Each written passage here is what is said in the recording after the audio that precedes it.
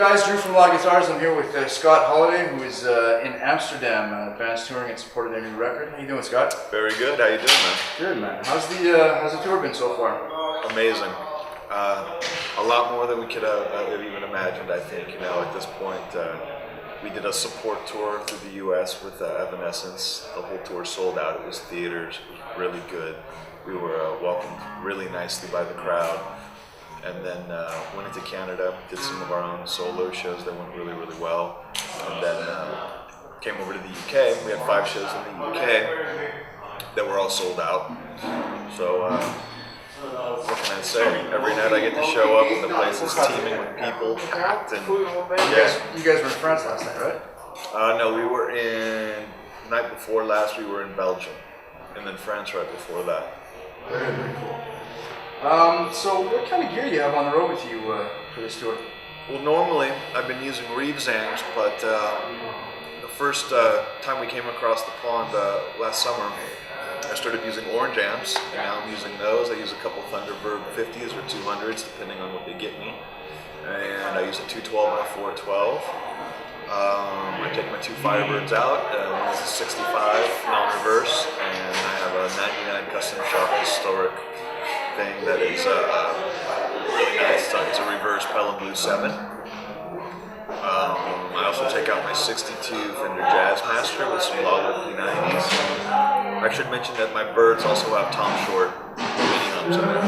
I was going to ask you about that, if they were the stock. They're not stock at all. The stock ones aren't terrible, but they're really not good.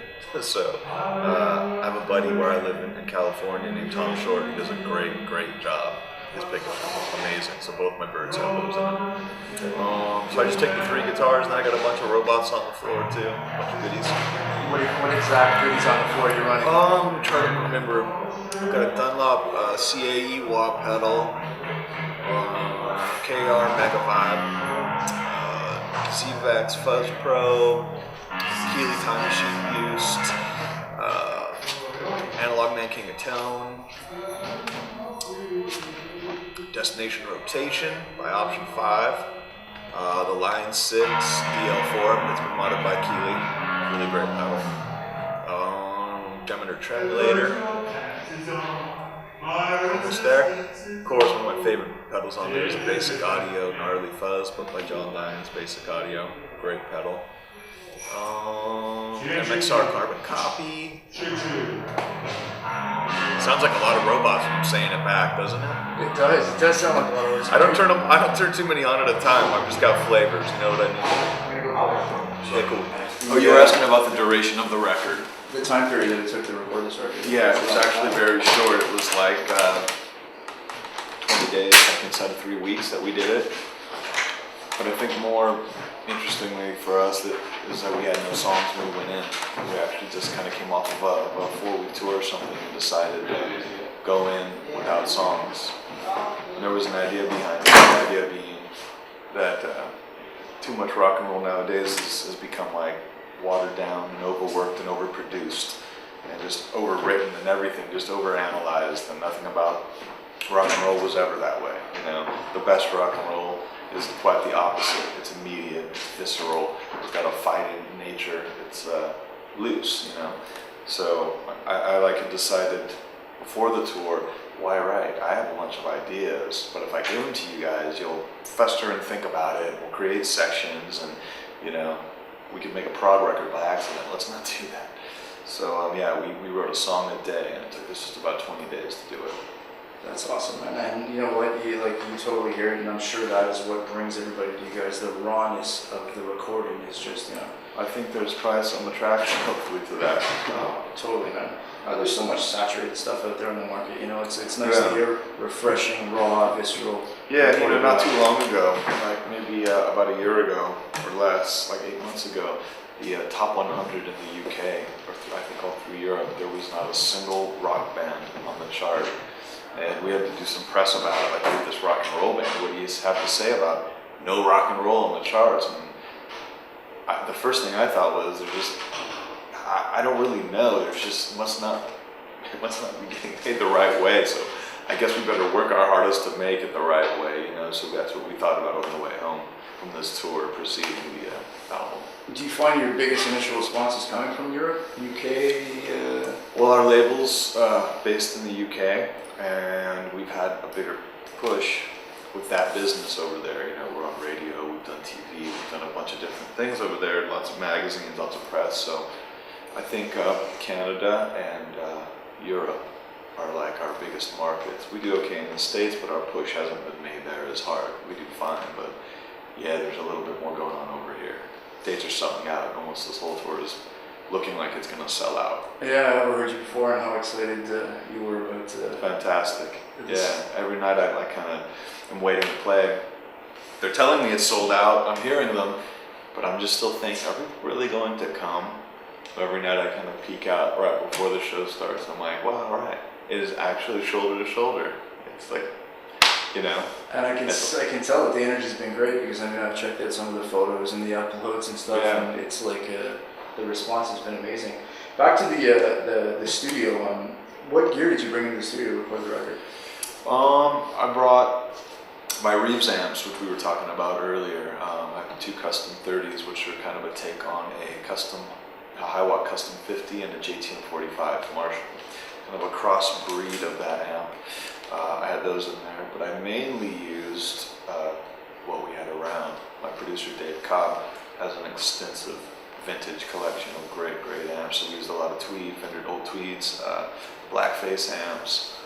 I think I used a 54 Super tweed amp. I used a Silvertone twin a lot, which was, you know, the Silvertone was like a Sears catalog amp. I used that a lot on the record. Really good sounding, the 212 version with the head. And I used my amps. I used an old 60s orange head. I used a early 60s Marshall JMP. So many amps, man. So we basically, if I just went this, let's record with this and this guitar. It's kind of that kind of thing. And I had my pedal board, and we had some more custom, like original tone benders, original fuzz fades. We had like a lot of the original Crybaby, like, you know, as well as mixing in my board and stuff. So it was a pretty good amalgamation of equipment. And if I'm not mistaken, you guys did this record, all of you in the same room off the floor. Yeah, in a room not too much bigger than this. Yeah, you know, and we used lots of room mics and stuff to capture that, so that sound is a little more live and unhinged because you're hearing the sound of the room. So not a lot of layering either, right? Your tracks are No, tracks. very minimally. Sometimes I would take the lead in a song in the room, like while we all played. Other times I would just play the rhythm part and then come back and pass through the lead. That was really it, you know. Maybe a simple rhythm guitar here or there just to make it interesting and textural, you know. But yeah, mostly together. My singer would come back in and sing often too. Just because we're making a song a day, he's like actually writing a story. We're like kind of a step ahead of him. So there were times though he would have that part too and just come in with us and record. That leads me to my other question. When we were talking earlier, you mentioned to me that I guess you were talking about the EP. You wrote basically everything. Not the EP. There was another record called Before the Fire. Okay. Yeah, the first record. It was the record we did before I had met Jay. Right. And we used another singer, but I had done most of the writing with the producer and the guys in the room too. But I think all the lyrics I did on that whole record. And yeah, it was supposed to come out on EMI, and it didn't. And then I found Jay. Since the record had never come out, I was close enough to the record that I went, you should do this. So we had licensed some music to the E network and made enough money to just pay ourselves, go in and open the tracks back up, have Jay come in, and then he sang those in, I think, 2 days. You know, basically one takes, just moving very quickly through the whole record. So that's what we have now. The EP in the middle, that's self-titled, you know, that was the record that we started to write together. So that was, it wasn't as immediate in the studio. We basically just went in and recorded that live, but we had written it and been playing it, you know. So besides the songs I had written, we decided to start writing together so we can have that in our live set. So that's what the EP is. Now, if you were to go back to when you personally recognize your career as a guitar player started taking off Yeah. and take into account the success that you're seeing now, what piece of advice would you give other up-and-coming artists that are really trying to break that you've recognized worked for you in this particular setup? For me personally, it would be to not. You have to stay. You have to keep a lot of tenacity and drive. You have to stay hungry because it's not going to pay you back too quickly. So you obviously have to love it. If you don't love it, you should just consider it a hobby. If it's something that's like a deep driving thing in you and it doesn't irritate you too much to not like get immediate success, that's good. For me though, I haven't really wavered too much from what I wanted to do.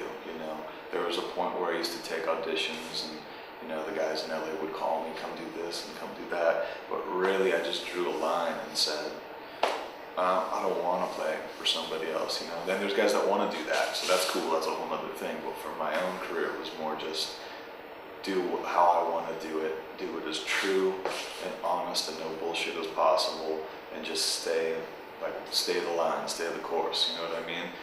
And if you love it, you don't exactly need that big of a pat on the back. It's just what you do. It's lifestyle, you know what I mean? Okay, going back to the studio, did you guys record to tape? We did, yeah. We used both Pro Tools and tape, so we could switch off at any time, but it was all, 90% analog. Everything we used was like old Telefunken and all old 50s, World War II compressors and pre's and strange things, weird mics, radio equipment that doesn't even look like traditional stuff, So you recorded the 2-inch and then dumped everything into Pro Tools? Exactly, yes. If there was any editing or anything we needed to do, it was kind of there, Nice, big, fat, warm sounds. Yeah. You were mentioning before in your birds that you changed the pickups, and you mentioned the maker of those pickups. I did, yeah. Both my Firebirds have Tom Short pickups in them, and he does it's not a traditional Firebird pickup, it's actually a mini humbucker. Yeah, because the Firebird 5s It's a different, it's a whole different setup. This is actually like a mini humbucker, but the mini humbucker is a little thin, like the original ones. So he fattens it out, so it's really close to an original PAF. But then he wraps it in the Firebird cover, which is cool. And he's a U.S. maker? He is, yeah. He's in California. He lives right down in Southern California where I live. Small scale boutique guy? Yeah, just a total boutique guy. Really, really, really great. He has pickups for Mark Ford, who's with the Black Crows. Okay. Great, good tone. Okay. Your Firebirds, are they completely stock? No, the 99 actually has Steinberger tuners, which is the gearless tuner, because the original ones are real clunky and big banjo tuners, so I did those and the pickups, and then I actually rewired the inside and did new caps, so kind of heavily modified. The other, my 65 actually was a Firebird 1, so it had the original P90s in it. So I have a new guard, I put the toggle in instead of the switch, which is terrible, and then just wired up a whole new guard. So I took that guard off and put it away, vintage correct. And I think that's it on that guitar. My 62 Jazzmaster has Lawler P90s, and I think that's all that's changed on that. Everything else is stock in the paint. The 62, I think it was refinned in 63. So all standard neck shape and body woods for those two birds, aside from the electronics and stuff. Yeah. I often thought it would be really cool to try and, I tried a while back to put a 5-way switch on one of the Firebird 5s. To try and get the in-between strapping without having to use the volume. Yeah, you know what I did? I wired it, so I have the middle pickup, which is a great line that Tom did for me, on its own volume control. And then I have a master tone, and then I have a master volume. A master volume, a master tone, and then the volume just for the middle. And then this thing is actually just does shit all. It's dead. It's just a dead knob. So I can at any time bring the middle pickup in, get that I don't know who, Ace Frehley exploding guitar sound with all three kind of wired out at the same time. Or I can get the back two, the front two, you know what I mean? Just this one, or I can turn the master down, and then this one and just get the middle. So looking for a way to get them all to work together. Just such a cool guitar. It's been my active choice of recent. Gearhead question. Obviously, we all get ideas all the time. When you're on the road, what do you use to capture your ideas on the fly? Man, I have been really lazy. You can't believe it, but I use my iPhone. Like, it's just that simple. I don't even use the program. I mean, I have like 4-track programs, so if I'm actually gonna layer an idea, I'll just use the little 4-track thing and right off the mic. I don't plug into anything. Raw guitar, unplugged guitar, and I'll layer like that. But I'll just use the like memo thing and just capture the idea. And I figure, you know, the way we're doing it, we like to work quickly and be more emotionally connected to it. So I can just go, it goes like this, and he'll go, I'm gonna do this, and then I'm gonna do, if I work it out too much, they'll just end up playing what I've written or whatever, you know? So I keep the idea like more like a trail of breadcrumbs instead of like completely mapped out. And do you guys, like when you come up with ideas on the road, do you guys tend to sit together when you have a few minutes and try and work in the right way? Or? No, not really, man. I mean, we do things at sound check and stuff for fun, just to get loose and have fun, but we haven't really been consciously like writing the next record per se. But we didn't write the last record at all, so it's all percolating, you know. Cool. Well, Scott, man, thanks for taking the time to sit with us, dude. I really appreciate it, and all the best on the tour. My pleasure, man. Good luck.